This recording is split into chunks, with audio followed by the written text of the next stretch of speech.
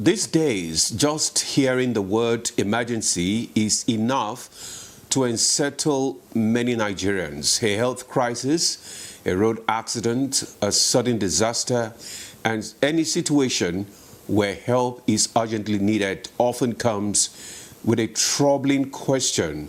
Will help actually come? Well said. And for many, emergencies are not a matter of if, but when they occur. Attention quickly shifts from incident itself to something just as critical, the reliability and effectiveness of Nigeria's emergency response system. Successive governments have made attempts over the years to confront this challenge, particularly in the efforts to reduce avoidable deaths. Yet, for a long time, progress appeared slow and largely uncoordinated. That narrative seems to change a bit in February 2022 when a glimmer of hope emerged. The Federal Ministry of Health entered into a landmark collaboration with the private sector and other key stakeholders to operationalize the National Emergency Medical Service and Ambulance System, better known as NEMSAS. It was designed as a collective effort, institutions such as the National Health Insurance Scheme, the Federal Road Safety Corps, the Guild of Medical Directors, and the Federal Capital Territory Administration all came on board, with Abuja chosen as the pilot location. Now, 3 years on, questions are beginning to surface for a system expected to operate across 3 critical pathways: emergency response on highways, coordinated services within states and the FCT, and interventions in workplaces, sports and assault-related incidents. Many Nigerians are asking whether the impact matches the ambition. That's a good question. So what exactly is NEMSAS meant to deliver? How far has it progressed? And what are the challenges standing between intention and execution? And those are the questions we will be examining this morning as we take a closer look at Nigeria's emergency response framework. Welcome to Good Morning Nigeria. All right, it's still Good Morning Nigeria, live on the network service of the NTA. And just before we get into our conversation this morning, let's quickly take a background report put together by our correspondent Ibrahim Bello-Gunda. Nigeria's emergency response system is a multifaceted network of government agencies, private organizations and NGOs working together to provide relief and support during crises. With more than 40% of Nigerians living in rural areas with limited access to healthcare, the challenge is not just treatment, but timely access to care. This, of course, is arguably one of the leading causes of preventable death and avoidable complications. The National Emergency Medical Services and Ambulance System is a Nigerian government initiative to provide free, timely emergency medical care by simply dialing National Emergency Number 112, covering the first 48 hours of treatment for critical patients, all aimed at reducing mortality by integrating and providing emergency response. This is expected to be achieved through partnership, better technology, and enhanced coordination with agencies like Federal Road Safety Corps, National Emergency Management Agency and hospitals, focusing particularly on vulnerable groups like victims of accident, natural disaster, pregnant women, and children. A study shows that despite flagging of the initiative, challenges persist, including limited public awareness, with only 38% of Nigerians knowing about the 112 toll-free emergency number and 57.8% of respondents aware of emergency medical services, while 42.2% are not aware. Infrastructure gap like poor roads and insufficient ambulances hinders rapid emergency response, inconsistent state ownership, with some states being slow in adopting the initiative, thereby affecting its overall effectiveness. Lagos State Ambulance Services has also shown promising results with a 97.5% emergency response rate between 2021 and 2025. However, this service faces challenges like delayed response times, inadequate infrastructure, and attack on emergency personnel. How effective is Nigeria's emergency response? What is needed to make medical and other emergency accessible even in rural areas? And why are the National Emergency Medical Services and medical system yet to fully kick off across the country? These and more are some of the questions guests on Good Morning Nigeria will find answers to as we take a look at effective emergency response in Nigeria. Thank you very much, Ibrahim, for that background report. And I believe that the guests have listened to your background report and the questions that you have asked, and they are ready to prefer solutions, answers to those questions. Let's kickstart by introducing our guest in the studio this morning. In no particular order, let me just introduce Moji Makojuola. She's the Executive Director and International Society of Media in Public Health. Madam, you're on the other side now. Yes, I'm on the other side, and right. Okay, I'll try and take the heat. All right, thank you so much. Good morning. Good morning, Nigeria. Also joining us in the conversation is Dr. Okonokwa Ozi, is the Program Manager, FCT Emergency Medical Service and Ambulance System. Dr. Okonokwa, good to have you join us. Thank you for having me this morning. Good morning, Nigerians. Good morning. All right, also joining us for the conversation right here in the studio is Dr. Usman Adamu Ugwaram, Chief Consultant General and Trauma Surgeon. He's the coordinator, National Trauma Center, National Hospital, Abuja. Many thanks for joining us. Thank you very much. Good to have you. All right.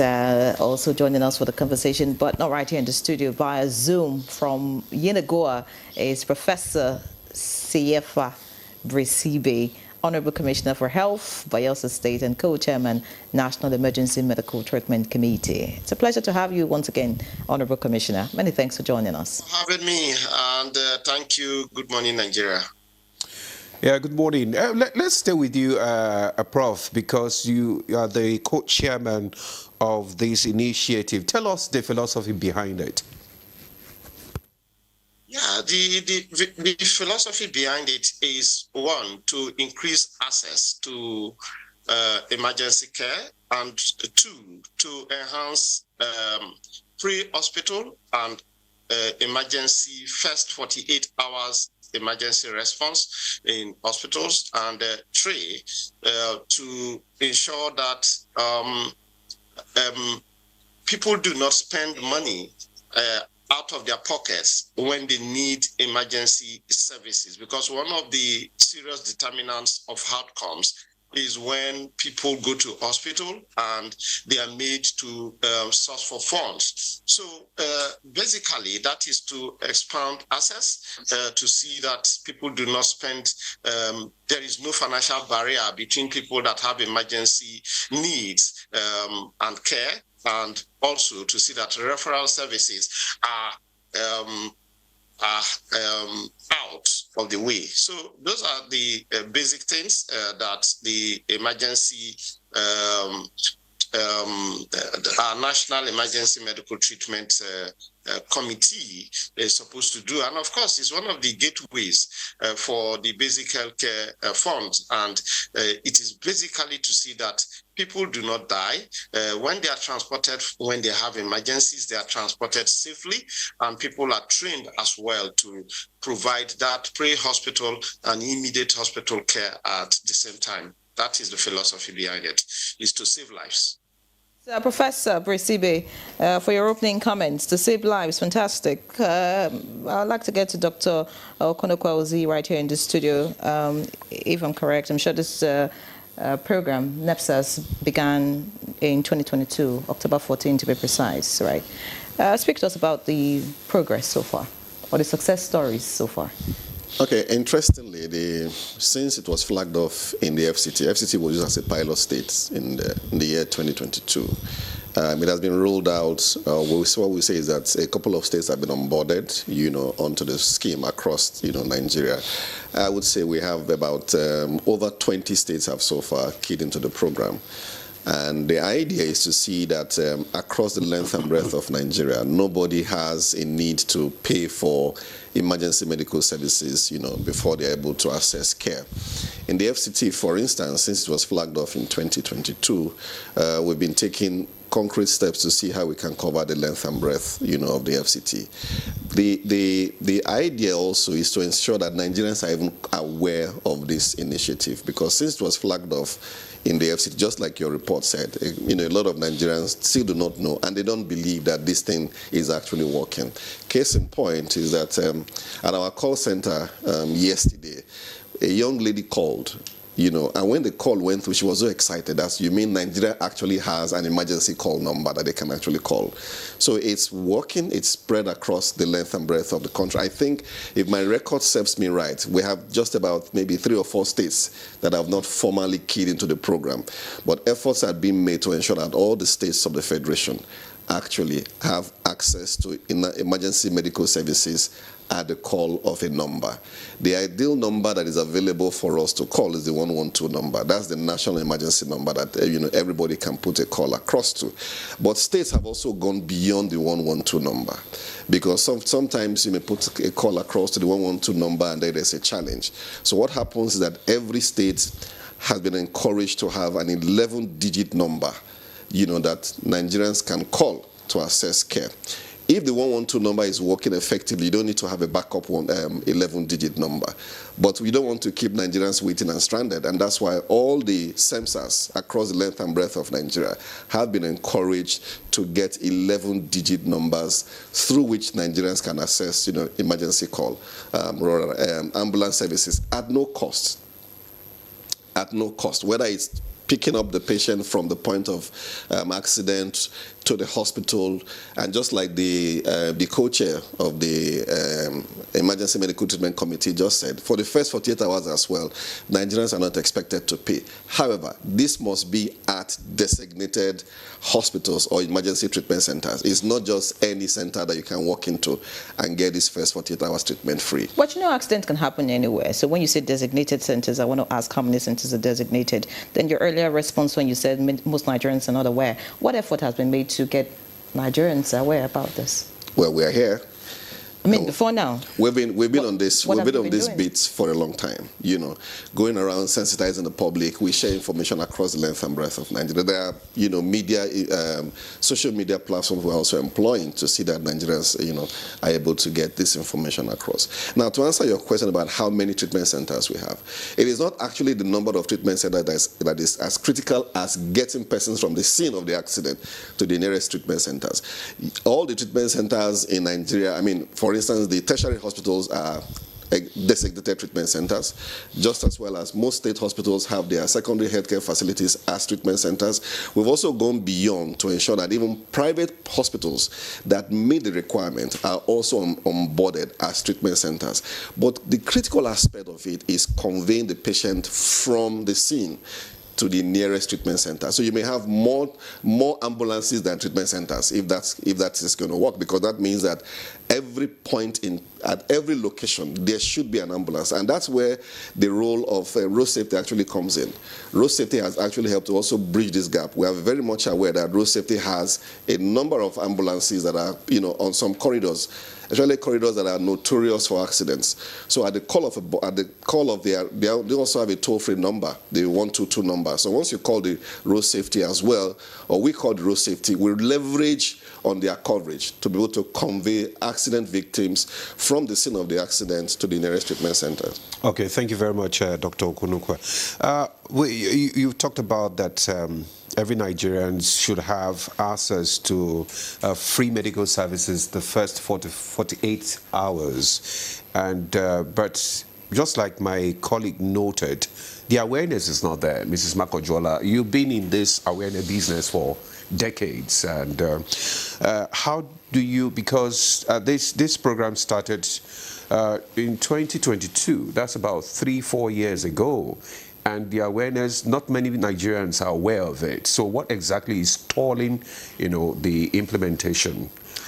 I think the initial rollout, was not quite clear in the sense of community engagement, bringing stakeholders together, and fashioning out strategic communication and media engagement, and of course community engagement.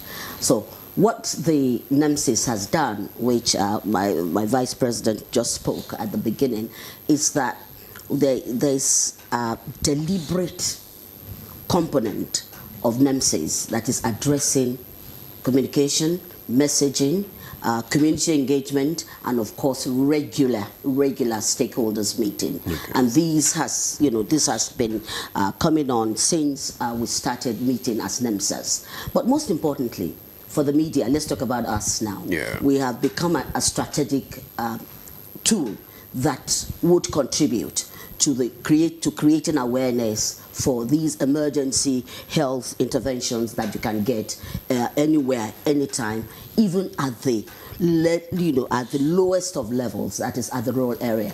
At the moment, we have what we call NEMSES Media Cell. Okay. Selected media organizations and individuals that have proven themselves, particularly in reporting health and development. They have been brought on board, and they are the people that are going to be the foot soldiers to be able to disseminate information. Like my colleague there from the FCT said, there is also a deliberate movement that is happening now. And I'm sure that some of these things we can share with you, I don't know if on the social media, jingles, variety of messaging that is going around, and in local languages. We've not been seeing this. Well, you've not been seeing it on network news, but some of them are out on social media.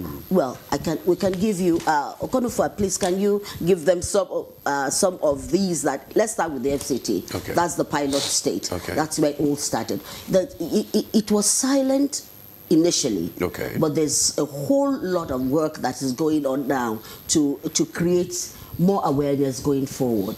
And the good thing about this is that it has an integration with the National Primary Healthcare Development Agency, with the National Health Insurance Agency, with, of course, FRSC, so that there's an integration that is happening, which will give louder voice and better coverage as we go on. But what you're doing, NTA, and thank you for bringing us on, very first week of the new year, is also associating with the fact that everybody has a responsibility. It's not about you and I. If you know that this is the call number, or you have the need for an emergency, okay, you know where to call. And this has to be a collaborative thing, because it's new, so to speak, in Nigeria.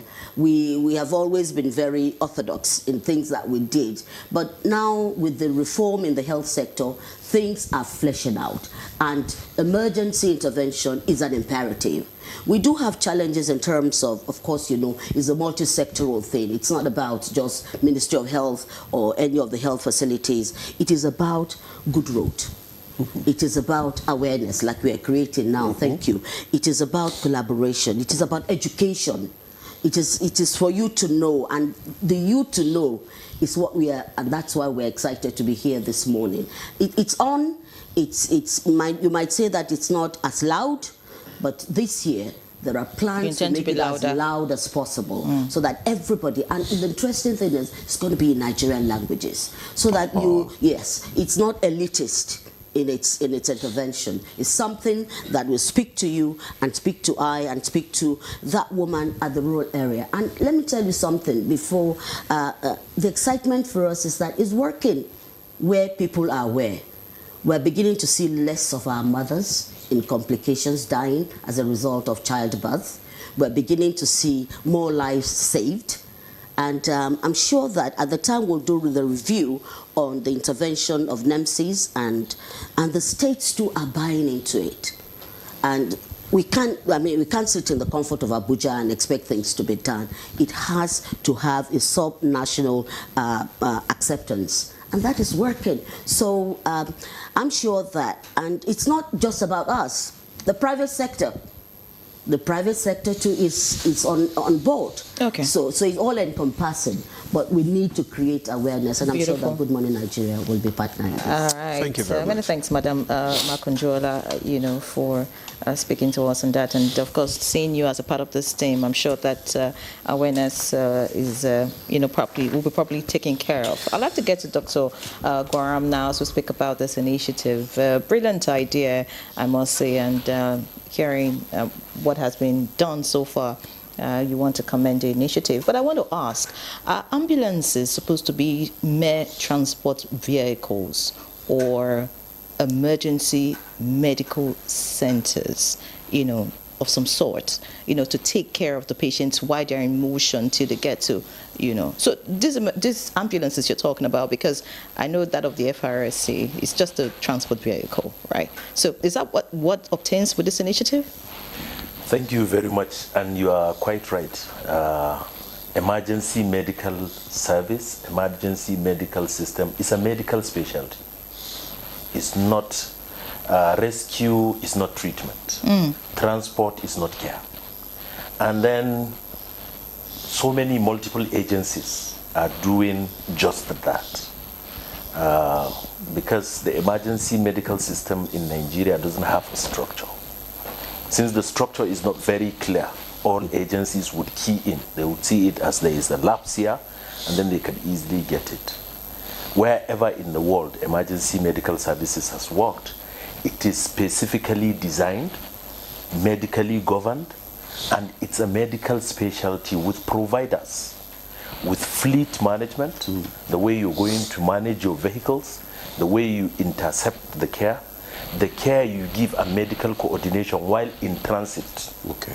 All of these components, they have to be integrated because somebody has to be responsible. There has to be a coordinating agency.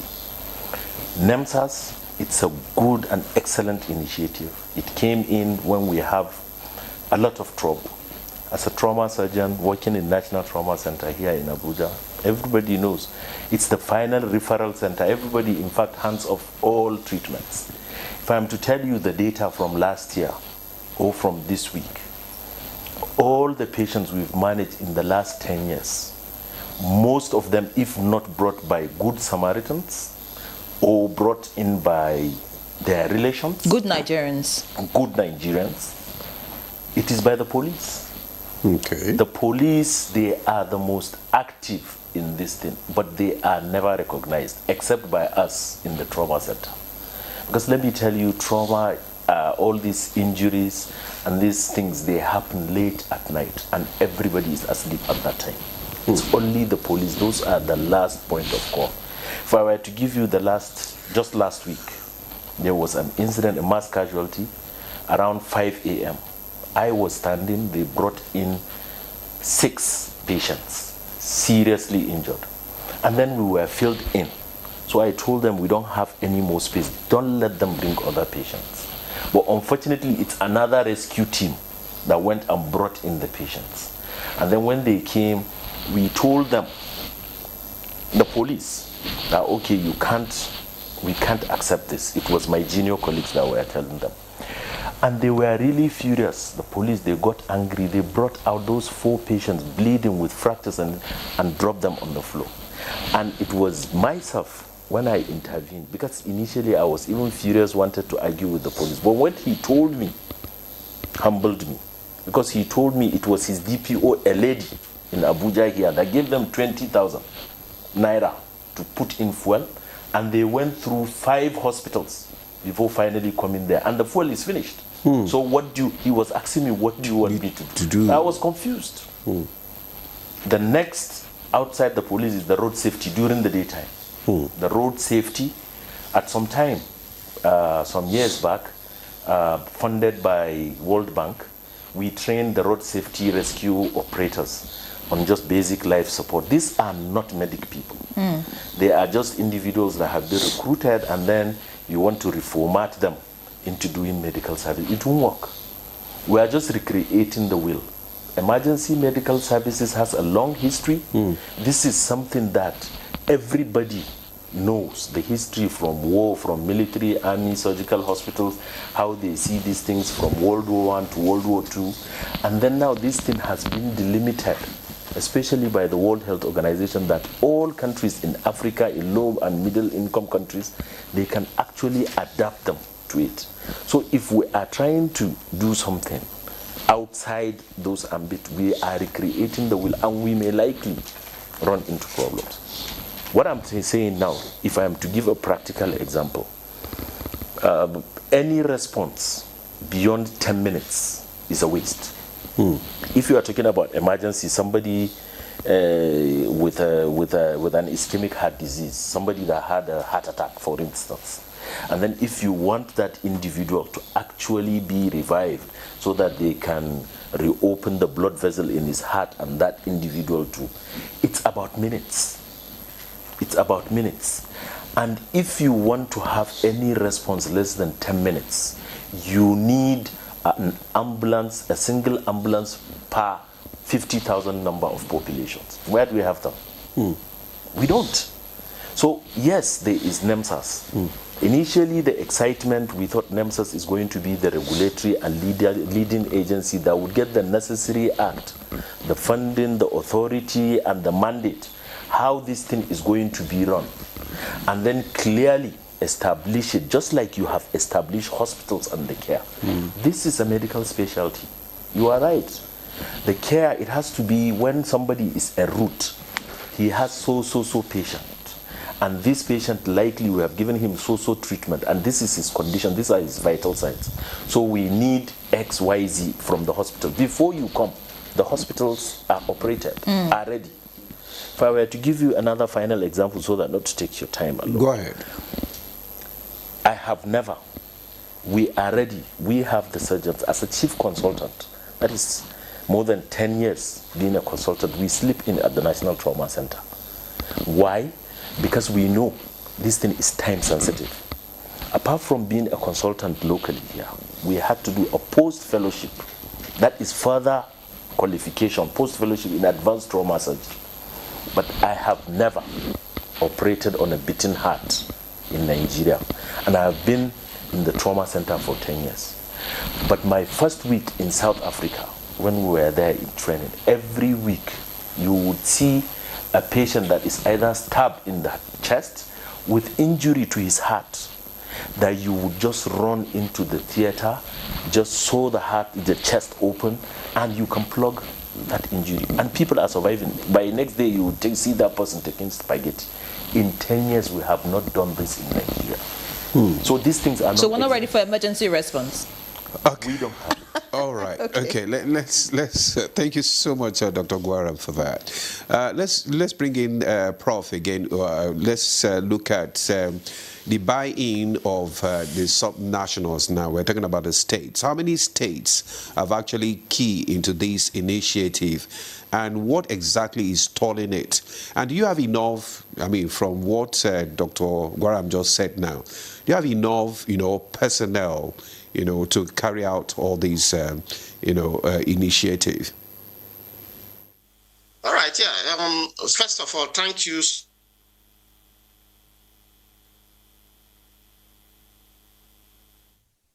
Connection.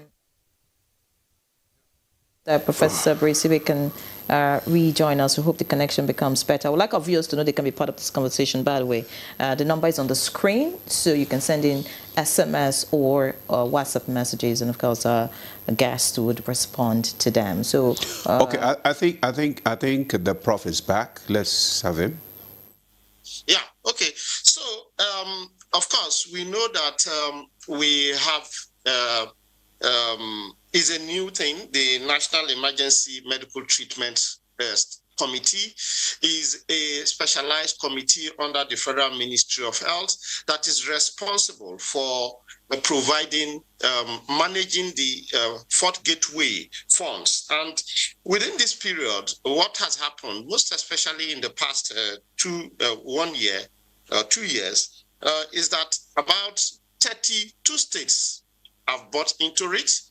And of course, some of these centers, it can't be all the centers, because centers need to be accredited. They need to have a basic minimum standard to reach before they can be accepted as centers that can provide that. It's a rigorous process, and we want it to be that. But again, because we understand that ambulances are not enough, there is strong public-private partnership. So in some states, for instance, in Anambra State, and private people are being made to partner with to provide just ambulances for transportation. And a case in a specific case was when Anambra there was a time they had a public emergency situation where a building collapsed. All the ambulances that were used were invested by private partners. So that is the type of foundation we are trying to build. And of course, in terms of having these results, even in places like Yobe, we not only vehicular ambulances, we also have these keke ambulances that is being done across at the subnational level, where pregnant mothers are easily transported from their homes when in labor or when in any crisis to the hospitals, because one of the critical things is to reduce our maternal and child mortality, which is something that is not giving us good outcomes all over the country. So all that is being done, and of course parents as well. For the past 1 year, there is no state that has keyed in within the 32 states and FCT that had not received prompt payment, because one of the critical things about buying in is that when you render these services and payment is not done, you do not, and of course it's emergency, so facilities are made to spend their money. So if that is not done properly, it becomes a problem. For now, the claims sub unit, I will tell you, over this past 1 year, all the states and their claims have been settled. Not only that, the states will come and be able to tell you. For instance, in Bayelsa, I think last year the claims for the centers that are being onboarded got up to about 30 million. And of course, all the federal tertiary institutions automatically are centers. So that is what we are trying to do to expand this process. The human resources is something that is very, very critical, and we know that we have some deficiencies. And that is why NIMTAC is working with the accrediting bodies to see that we begin to train that critical manpower, most especially in supporting the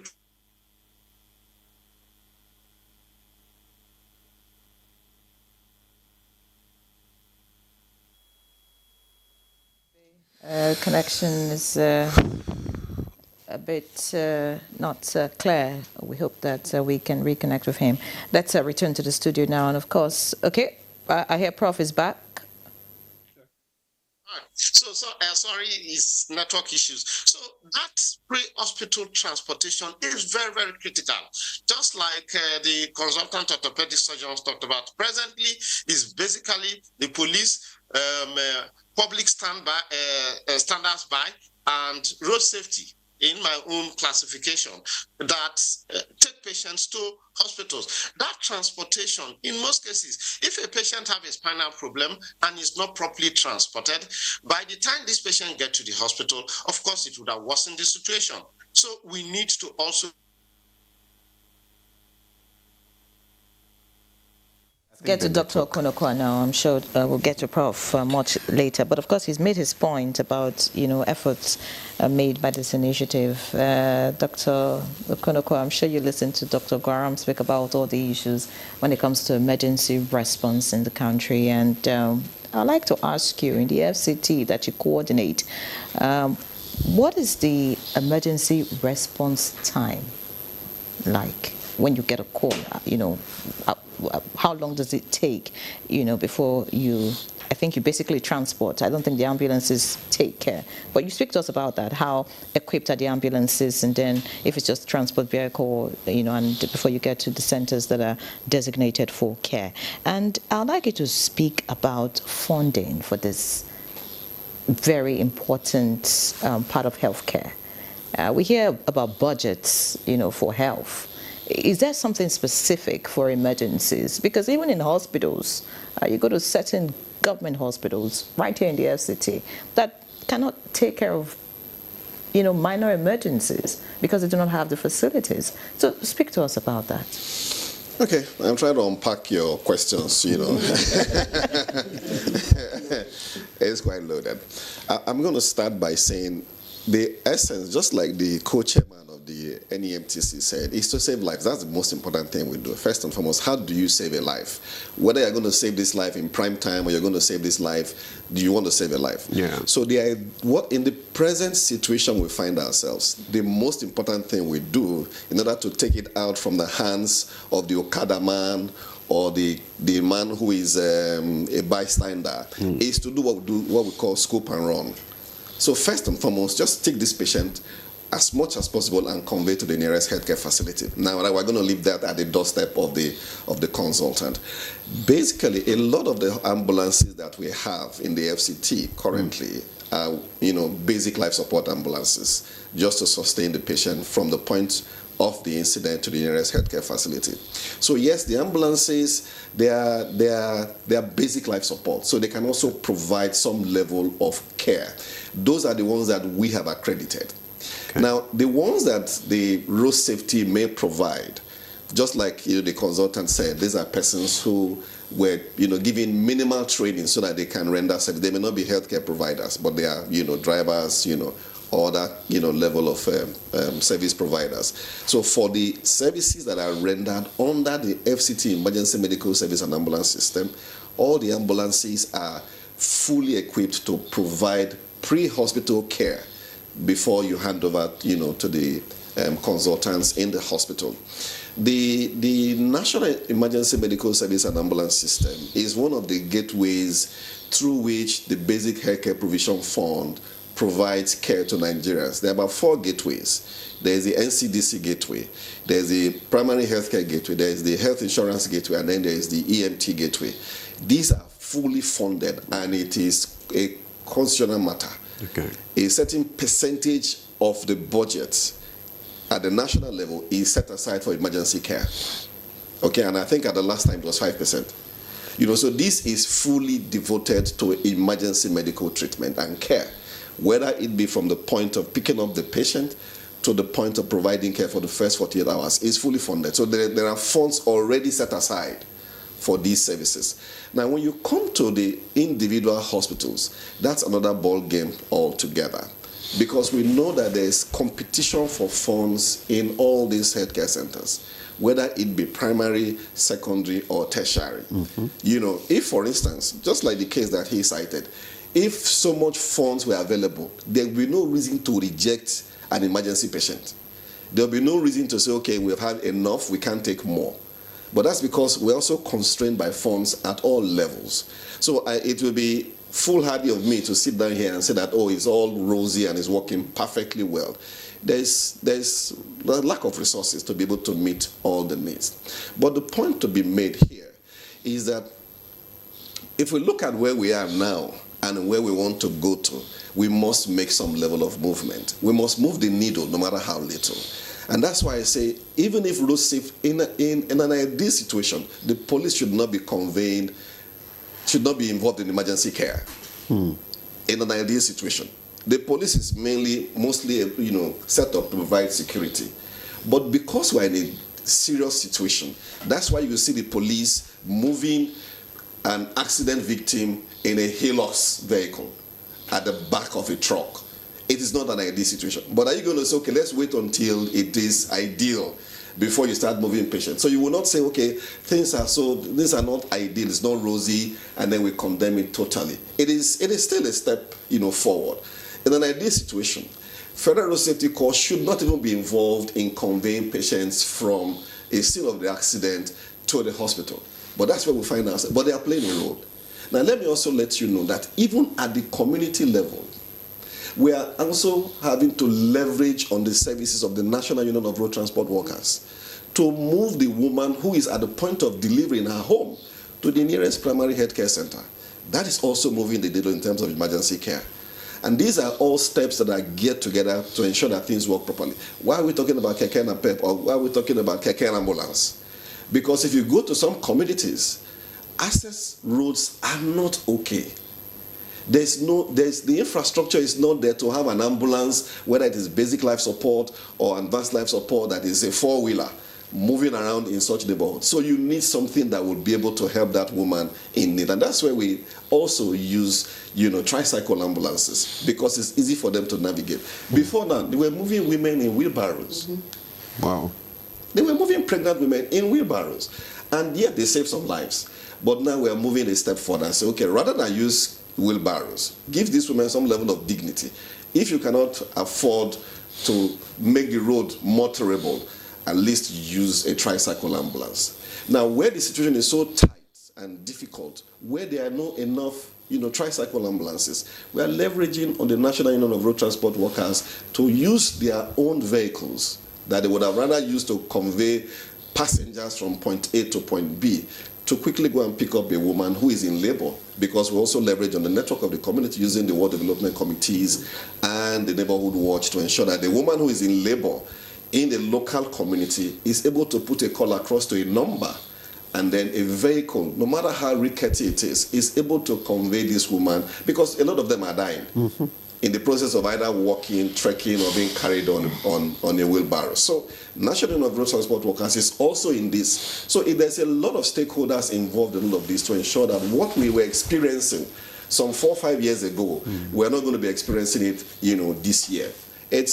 We commend what the federal government is doing in this regard, because but for the intervention of the National Emergency Medical Service and Ambulance System, a lot of persons would have lost their lives, without the initiative that this is putting on the table.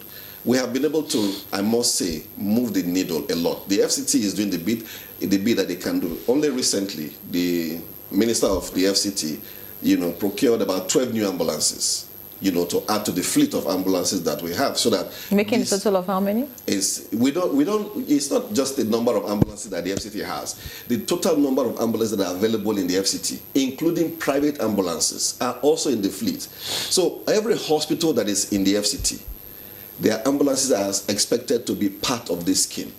If, for instance, are the ambulances fully equipped? Because you're saying all the ambulances, even in private hospitals, are they well equipped? Now we accredit. Before we can onboard you, we do an inspection of your ambulance, and it must meet the minimum standard. Okay. If it doesn't meet, we're not going to onboard you, into the scheme. That doesn't preclude you from rendering your own service. But for you to be a part of the emergency medical service and ambulance system, you must meet some basic minimum requirements of ambulance, both the ambulance itself and the staffing. All right. Thank you very much, Dr. Okonokwa. Mrs. Makojola, earlier on you talked about, that there has been a reduction in the rate of maternal mortality, especially in the hard-to-reach areas. And some states still have these high, mortality rates. And this initiative, it's a bit difficult for you to reach out to them. Is there any collaboration with the community leaders? Maybe the social workers in those areas? I think I'd just like to go back a little, about the challenges that every discussant has spoken to. It's an emerging intervention. Okay. So the basic global standards are not there yet in terms of what we're doing, but there's a starting point. And the starting point is where we are now. Like he said, there must be people who are trained specifically to be able to man an emergency when it occurs. I'd like to just give a little history of an emergency situation that I witnessed outside this country. Within 3 minutes, the ambulance had arrived, a helicopter had arrived, fire brigades, the fire brigade had arrived, and the patient, because we followed through, it was close to a hospital that they could quickly rush to. And we found out that that patient needed some kind of intervention while they moved from the scene of accident to the hospital. There were medical personnel that were doing that. I'm not sure if we are there yet, and I'm sure that's what you're talking about. But the basic things that we know, the peculiarity of things that we take lives away, from Nigerian and gives us these high incidences of maternal mortality and the rest of it, is the fact that we are singling out health as being responsible. And it's not just about what the healthcare sector brings on. If there are no good roads, there will be delay. And like you said, any delay past 10 minutes, it's a risk. If there is no awareness created, people don't even know, even if you are having an integration with the NURTW, that's the Road Transport Workers Union. If you don't know that it exists, we will still keep losing people. If there are no functional primary healthcare centers. If there are no functional, yes, if the facilities themselves are not there. Like somebody called yesterday and said, Auntie Woju, we went to a facility, do hospitals go on holidays? And I was, no, it's a 24/7 intervention. So these are things that, we must deliberately ensure that we have an engagement and create awareness for people to know where to go, what to do. I know that in those days, they used to teach us what you call first aid, how to apply, at least keep the life running until it gets to the specialist. But I don't think we have that on now. And I'm speaking from the point of a health advocate, that we need to start putting some of these things in place, creating such awareness that people will tell, look, this is where to go when you have this. We have market days, we have market women, very organized. The Nigerian Union of Transport, they have done very well, and we have cases where they've done well. Jigawa State stood out, where the transport union workers became an integral part of these emergency intervention. So it is doable.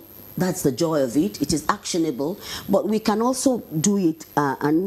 We want to attain global standards, but we also have to look inside, and bring out concerns or interventions that are peculiarly us, that can address our situation as a people, without losing sight for global standards. And, our dream will be to get there. But whilst we are not there yet, there are interventions like NEMSES is doing that we can be part of. And it is not that of the Federal Ministry of Health alone. It is that the sub-nationals must be serious about this. The states, the rural areas, that's where our majority of Nigerians stay. So if you are there and you're not sure of some measure of quality in terms of health when there's an emergency, then you have failed the people. And this is why we must create awareness for people to ask. We are going to be listening to our politicians now. When they promise us good health, we must ask, do you even know how it operates? Do you know that emergency intervention is an essential, is an imperative to have this equitable healthcare delivery service that we speak to every day? It's not, and individuals also must be stimulated to be able to contribute to this. It's an all-commerce thing. When you now want to donate ambulances, you just don't go and get a bus and get things fixed. You must be able to speak to the experts who will tell you these are the expectations, this is what the bus should contain. You must also be involved in sponsoring an emergency specialist, medical specialist. I hope that as we listen, it's about academics, it's about us, it's about the selfless service that we can give. If you are, for example, building a hospital that you hope can take in emergency patients, if you build it in a place where there is no road, you will find that lizards and the rest of them are inhabiting that place. So what I'm saying here now is, yes, we must, as a matter of urgency, create an awareness that is all-encompassing. Our philanthropists also must hear this, and I hope you're listening, that government alone cannot do this now. Investors should also be part of this. Because there are people in Nigeria that I know are interested in having emergency standard interventions themselves. But they must be able to listen to the chief consultant, like he was saying that, okay, we have NEMSIS, these are the standards. If you fall below the standards, you cannot be accredited to operate, to give service. So it's, as we go on, as we evolve and we let this on, especially with the health reforms of the, and the ambition of the present administration to provide health as at when you need it, then we must be serious about ensuring, even as we go on, that standards are made and Nigerians are aware of the standards. Okay. So if you bring in any vehicle that is not, you might be able to say, no, okay, we'll use you for now, but don't bring this back. Many thanks, Madam Makonjola. Thank you so much. Let's get to Dr. Gwaram now. You spoke earlier about facilities that are not available. Let's speak about the personnel. How does brain drain affect our emergency response capacity? And speak to us about you're a surgeon, you're with the National Hospital. We've heard cases of patients even being brought early to certain facilities, but not being attended to. The attitude of medical personnel in dealing with emergency cases. And also speak about a situation where even when the medical personnel are present, but they just don't know what to do. Speak about, is it, I don't know the term to use for it now, is it incompetence, such that a patient is brought in early, but the wrong things are being treated. Eventually when they get to the right facility, it's already too late. So speak about all these issues amongst medical personnel. Thank you very much. Like my brother, your questions are loaded, so it's a good thing. It's a good thing you are not an examiner. You'll be failing people. But really, these are the practical things that are happening every day. And if I am to tell you life experience, every day we are dealing with these situations. The brain drain, I'm just going to lump it all together and give you maybe a case situation. The brain drain itself, the incompetence, the lack of proper attitude to work. Emergency services, we will try as much as possible to make it into something that we can either, maybe what the government is ready to provide. We would work with it, work with National Union of Road Transport Workers, work with ambulances, private ambulances and things like that. In this same show, Good Morning Nigeria, a long time ago, you had a program on this issue of organ trafficking. Yeah. Yes. It's a vexing situation in Nigeria. It's still happening. But if there was a proper emergency medical service, do you know even the patient that dies on the scene, if they are intubated and their vitals are maintained, if you take them to a facility, they are brain dead, they are dead, normally dead, but the other functions of the body, they are going. You can harvest their organs and transplant. Because a single person, if he dies on a ventilator, in advanced societies, everywhere, in African countries, it's happening. You would get 2 kidneys, you can get a liver, you can get a cornea, you can get intestines. You would be saving others. So this thing is not a contraption. This thing is not, so I told you, it's a medical specialty. Okay. If you want to reap the benefits of it entirely, it's not that somebody, it's not a situation, it's just like a 3-wheeled car. Okay, we have so amount of this money, so make sure you provide these services. Okay, we can only provide these services in this place. If it is a medical specialty, we can only do this. But if we accept a responsibility, then that is why we start pushing that market women should help us, NURT should practice medicine. It won't work. Then the situation from the federal ministry should be legislation, authority, guidance, oversight, and things like that. There are, in the last 10 years, University of Abuja, University of Port Harcourt, there are over 10 teaching hospitals in Nigeria that are offering pre-hospital training. There are paramedics, thousands of them in Nigeria. They don't have a job. You can easily reformat nurses that are trained in basic nursing. With 3 months training, you can reformat them into paramedics. These things are known. These things are done. These things is not our own creation. There is a standard way of doing it. If we try to adapt it to our system, all the benefits we are supposed to reap, we will not reap it.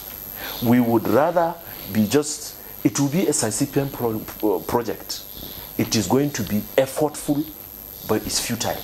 So how can emergency responders, be better equipped and, trained to handle, large-scale emergencies?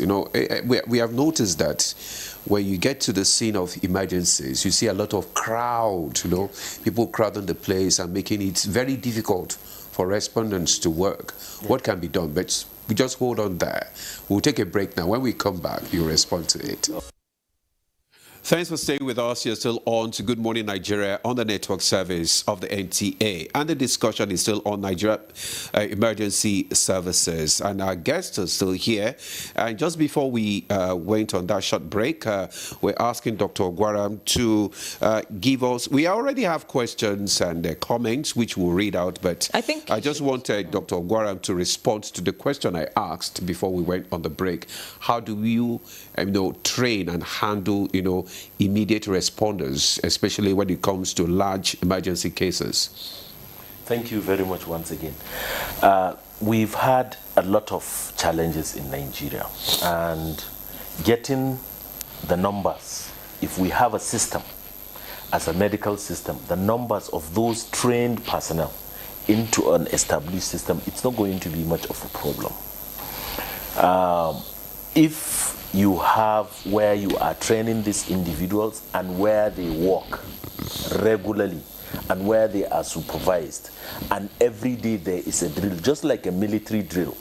If there is any misstep, it is picked. Okay. If there is communication online, everything recorded now with all the technology available, all of these things would be a thing of the past. It answers the same thing, the question she asked earlier about people living. A lot of healthcare providers, one of the things we miss is a lot of people are not living because of the welfare issues that a lot of times people are assuming. You have this knowledge, you have these skills, it's like you are imagining heaven, and then you get somewhere and then you get to see that heaven. You are trained as a nurse, you are trained as a paramedic, and then you have an opportunity to rush, save somebody, and then you go back to your house, live fulfilled. That's the word, sir. You would be fulfilled. You would sleep like a baby, and then only to wake up. People would be doing this thing with passion, with emotion. But this thing, it would take out the system, the way it's operating. It will take this out of you. That is the same thing about the attitude you are talking about. I assure you now, you would see there are so many committees in every hospital. He would bear me witness for lapses by nurses, by doctors, by everything, one committee or the other. But you see, at the end of the committees, they will tell you you have to work, because by the time you subject any incident, there is a way you check any mishap in medical practice. If you check it, is it an infrastructure issue? Is it a communication issue? Is it policy issue? Is it training gap issue? Is it if you put it through these scales, you would find out that the person there is likely less responsible than the institutional challenges. You've seen the sensational nurse that was rejecting a patient, and then they were in a shouting match. Because a lot of times, there is nothing more frustrating than to receive a patient you can't do nothing about. You have been through this thing over and over, maybe for 10 years. You know how it ends. You collect this patient. So if there is a way, if there is any window that you can divert that responsibility, they will divert it. because you know you would accept this responsibility and then it is going to be a problem. Just like I'm telling you now, I will tell you the truth, and I'm on thin ice here. If you go to a hospital now, you bring a patient, there is an existing rule in this country that all gunshot wounds should be managed. If you don't do it, that even you are culpable. There is another rule for the hospitals that you don't have any right to hold a patient back if he is healthy, telling him that he is going to pay to reclaim your money. You have to let him go. And these two laws, the hospital now, they have to run themselves on their internally generated revenue. If NEMSAS or anybody brings a patient, now, as we speak now, I have more than 3 or 4 patients that are brought by police. You call the police, they will not pick the number. They will not pick. And the patients are there. We are the ones feeding them. With my doctors, when we do round, we collect money. We feed these guys because they were criminals or they were victims of crime. And then a lot of times, we are the people that, because their clothes are shredded, we are the people you always go to work with a spare cloth. That is why I wear cheap clothes. You understand? So that you dash into another patient. You understand? So these are the practical things. Now NEMSAS, they say, okay, within 24 and 48 hours, they have taken care of the payment of this patient. What they have taken care of actually is the things that the hospital doesn't have to buy. Like if the patient is going to have X-ray, they will bill it that they have done it. If he wants a brain CT, they will do it. If he needs a blood transfusion, if there is available blood, if there is, otherwise we would wait, and then we will be the people looking for a donor to give that person. Now, anything else, his medications, consumables, gloves that you're going to be using, gauze, all the things that need to be procured, his catheters, all the other things, they're not there. They are not ready. So how do you provide that?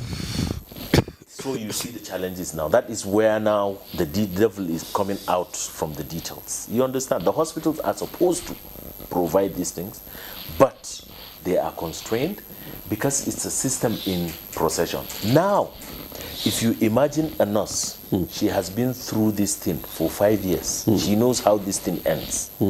By the time any police comes now in National Hospital to bring a patient, he is frustrated because he doesn't want to do that.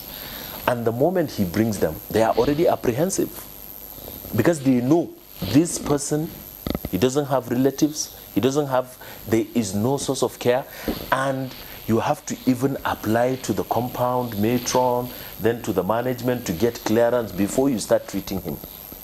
In this program, there was a person that gave a press conference how we took care of him at the trauma center. He was shot, and then one of his grounds with us was that the gloves that he purchased by himself, that some of the nurses picked some of them, and then they were helping another person.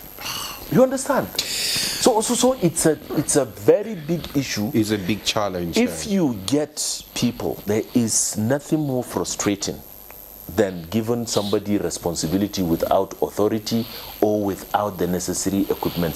Do you think funding is the issue of mismanagement? Funding and refunding. If I am just to rephrase that, you see, there are lots of reforms getting in. So most of them are targeted at blocking leakages and to transform the payment system and everything into digital and things like that. But a lot of the things that happened, then they are stifled. Then it makes delays, serious delays in getting your money in procurement. If you go to the management, you see how their hands are tied. No doubt, Dr. Guara, the challenges in the health sector is among us. I mean, it takes a lot. But let's read out some of the questions and comments from our viewers so that our guests can respond to it. Probably we'll go to Prof to respond to some of these comments and questions. This one says, good morning, sir. If this emergency service is really effective, effective, it is laudable. That is, if it is effective, it's laudable. This one said, good morning, panel. My name is Abbas Abubakar from Jalingo, Taraba State. There are many challenges, especially in the rural areas, when it comes to this issue. One major problem is the poor condition of roads. Just like we stated, the government needs to also focus on fixing rural and local roads. I recall an incident where a pregnant woman was being rushed on a motorcycle during an emergency. Now, this one is from Josman. Josman is from Kwara State. It says, good morning, Nigeria. One of our major problems is embezzlement and diversion of funds for personal use. We need to reorientate ourselves and put a more harsh penalty for perpetrators. God bless Nigeria. This from Bemisola. Bemisola says, good morning all. The concept of the Nigerian emergency response is a very good idea. However, what is the plan to address the drawback, such as manpower shortage, ill-equipped ambulances, timelines in service delivery? This from Engineer Augustine Ijame. He says, I wish to suggest that it is important that the consultant mentioned some key activity that is peculiar to South Africa and other countries. I think we should ask, what do Nigeria Trauma Center require to begin to attain the level where other countries are today? Do we have the human capacity or human capital to do that? Do we have the equipment, the resources, and so many other things? Okay, Prof, you want to respond to some of these comments and questions, sir? Thank you so very much for giving me this opportunity. Most importantly, when it comes to emergencies and the Nigeria ambulance services, I must give it to the renewed agenda of the president and also the leadership being given by the coordinating minister. We've made a lot of progress. For instance, of course, let me reassure the person that asked if these emergency services are working and that if it is working is good. I must reassure you that this is working at this point in time. I'm the co-chair and also the chairman of the claims committee, and I know that states are bought in. And not only that, I'm a commissioner of health. So even at the sub-national level, a lot of states are contextualizing what we're doing. There are innovations. For instance, in places like in Bayelsa State, about 70% of the state is waterlogged. So the governor had innovated a system where we strengthen our boat ambulance system. Not only that, just by 1st of this January this year, the NEMSA's office created a digitalized platform where 24 states, as we speak, have emergency numbers. They may be 11 digits, just Lagos and Oyo that have 3 digits. Lagos is 767, Oyo is 615, but 24 states, including my state, of course, have emergency 11-digit numbers. And those are the critical things we need to talk about. We need to educate our people that these numbers exist. So when there is emergency, they call. Not only that, there are states that have gone beyond that, because at the national level, what NIM is to do is to ensure that Many thanks, Prof. The connection is not too friendly this morning. We hope it gets better. But I'll just read some of the comments I have, comments or questions, whatever they are. I'll read them quickly. Now, this one says, good morning, Nigeria. This topic being discussed today is apt. It's great knowing that Nigeria has started emergency response services. The awareness may not be as expected yet, and the performance may be minimal for now compared to the world standard, but Rome was not built in a day. The world standards we point to today started a little as well. I believe we're getting there and we'll definitely grow better. God bless you all. God bless the emergency responders. God bless the Federal Republic of Nigeria. Omolubi A sent that. This one says, for medical emergencies, first aid is a critical link in the chain of survival. Bridge the gap until paramedics take over, potentially making the difference between life and death. That's Nanda Muyep from Jos. Another one says, good morning, Nigerians. Emergency response unit in every hospital is a department that should not be handled with kid gloves. Government and various stakeholders should provide enough ambulances and qualified personnel to man that unit. That's from Chris Simon. Another one says, good morning, Nigeria. Why the reason people attack emergency responders is because they come late, especially when there's a fire outbreak. What role does access road play to prompt response? Oh, well, that's been talked about. Ibrahim Biu from Borno State sent that. Another one says, good morning. My name is Emewulu Justin Chinedu, living in Enugu State. I'm very happy about today's topic. Taking accident victims to the hospital in my state, Anambra and Enugu, where I live now, is not a problem. Government is doing well. But the major problem is that the doctors and nurses will not start treatment without paying or depositing huge amount of money. Then you have to pay for emergency card, which can take a lot of time, and a long process of paying the money and getting the card would eventually get the accident victim dead. Okay, Dr. Okonkwo. All right, thank you very much. The last comment is exactly why NEMSAS was set up in the first place. Okay. And I think critically, one of the challenges that we have is the communication gap between the emergency service provider and the hospital. There's a link, and that link is communication.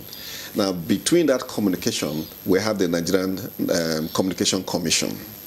Ideally, once you call the 112 number, an emergency responder should be notified. But there's always a delay. Sometimes it happens because when you call the 112 number, the 112 number is the emergency communication center. Now, they get the calls and then transmit the calls to the dispatch centers in the state. Now, that is where the challenge normally comes from. You know, so a patient calls, let's say at an accident scene, you pick up the phone and you dial the 112. It is toll-free. So they get the call. Sometimes there's a delay between when they get the call and when they transmit this call to the ambulance service provider. So that is why he may have a challenge in getting that 10 minutes, timeline. By the time we get the call, and I just want to quickly address the issue of when people are attacked, because if you call an ambulance and it takes them 30 minutes to arrive, of course you would be offended. But the problem is the ambulance service provider doesn't get the call early enough. The time the ambulance service provider gets that call and to the time he or she responds, gets to the scene of the accident, usually less than 10 minutes. I speak for the FCT. But by the time we get there, they will tell us, okay, we placed this call like 30 minutes ago.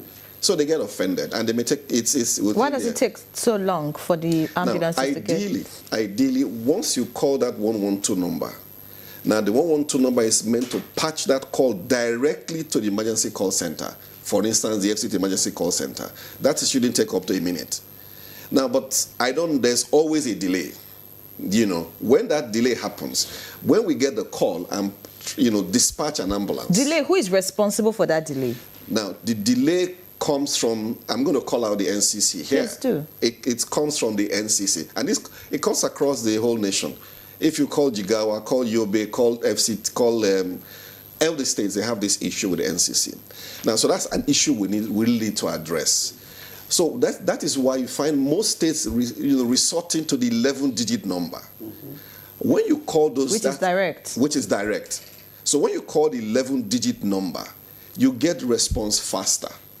All right, because you're calling the dispatcher, so he's able to dispatch an ambulance quickly and then move to the scene, of the accident as the case may be. So why is FCT not going the 11-digit way? Why are you sticking with it? We have 11 digits. Okay, can we have that number? Okay, in the FCT we have 091 5678 2932.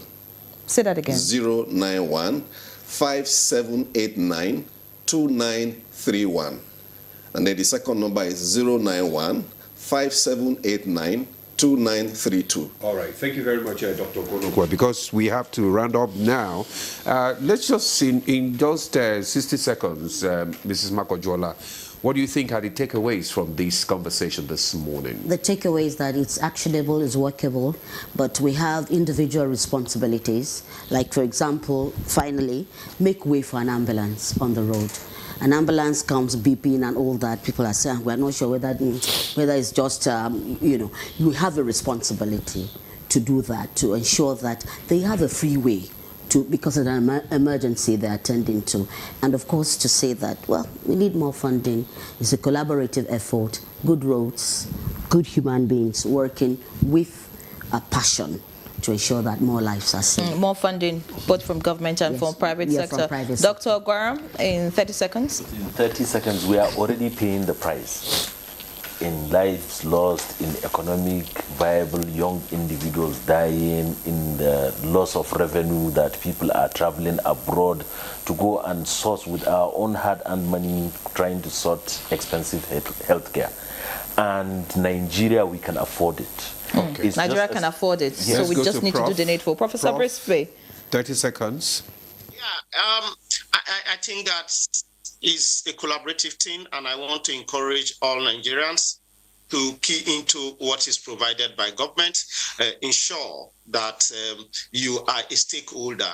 All of us are here in the business of saving lives, not only saving lives, improving the health quality of all Nigerians, because all Nigerians are brothers and our friends. So I want to encourage Nigerians, for those that have heard about it, please tell your neighbor. If you see something, say something. If you see something, take action to see that that life is saved. I want Nigerians to have this attitude of saving lives. Create roads, access roads, don't overcrowd emergency spots. Once you see any emergency, thank you so much, Prof. We're out of time. Professor Seifa Bresibi, Honorable Commissioner for Health, Bayelsa, thank you so much for being our guest. Dr. Usman Adamu Gwaram, Chief Consultant General and Trauma Surgeon, thank you, from the National Hospital. Dr. Konokwa Ozi, Program Manager, FCT Emergency Medical Service and Ambulance System. It was a pleasure to have you. And of course, our very own Madam Ojima Konjola, Executive Director, International Society of Media in Public Health. Thank you so much for being our guest, ma'am. We appreciate you. So that's our package this Friday. Thank you so much for watching. Live it locked on the NTA. I'm Ian Ray John. And I'm Ademola. You do enjoy your weekend.